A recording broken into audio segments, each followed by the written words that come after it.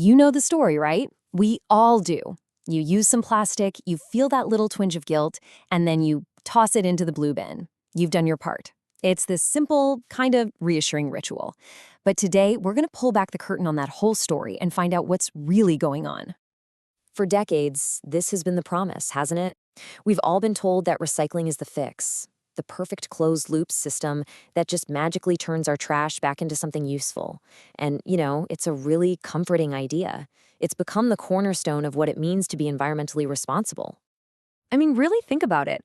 What if the one thing we all believe is helping save the planet is actually a brilliantly crafted distraction? A story that wasn't designed to solve the plastic crisis at all, but to actually let it grow, completely unchecked. So how did this idea get so powerful? How did it get lodged so deep in our culture? Let's rewind a bit and see exactly how the story of recycling was built, piece by piece, and why we all bought into it so completely. And it feels good, right? Of course it does. Sorting our plastics gives us this tangible sense of control. It's a visible sign to ourselves and our neighbors that, hey, we care. We're taking action. We're part of the solution. Yeah, about that good feeling, it wasn't an accident. It was engineered. You see, back in the late 60s, people were starting to get really worried about pollution, and that was a huge threat to the plastics industry. So they launched this absolutely brilliant campaign. They flipped the script. With ads like that famous Crying Indian commercial, the message became crystal clear. Plastic isn't the problem. People are the problem. Your littering is the problem. And boy, did it work. It might be one of the most successful marketing campaigns in history. It created this perfect shield for corporations, allowing them to keep pumping out more and more plastic while placing the entire weight of the problem squarely on our shoulders. This was the core message, and it landed perfectly. And just like that, we all stopped questioning the endless production of single-use stuff. Instead, we got totally focused on what to do with that plastic wrapper for the 5 seconds between using it and throwing it away. But here's the real kicker. Even when we do everything right, plastic recycling isn't what we think it is. See, glass and aluminum can be recycled over and over again, almost infinitely. But plastic? Well, it downcycles. Each time it's processed, the quality degrades. So that water bottle doesn't become another water bottle. It becomes something like carpet fiber or maybe a park bench. And after that, it's just trash. It's not a closed loop. It's more like a dead-end street with a very short detour before the landfill. So when you lay it all out, who really won here? For corporations, this focus on recycling was a total masterstroke.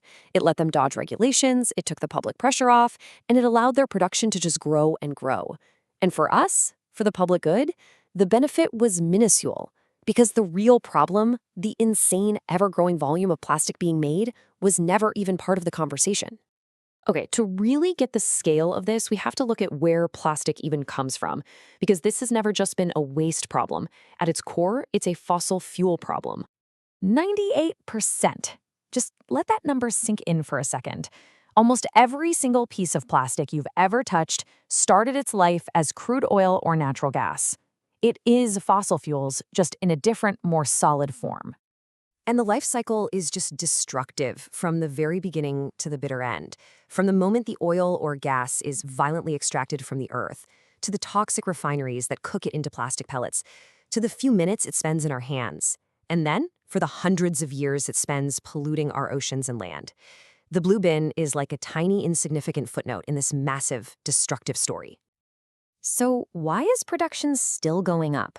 I mean, it's pretty simple economics, really.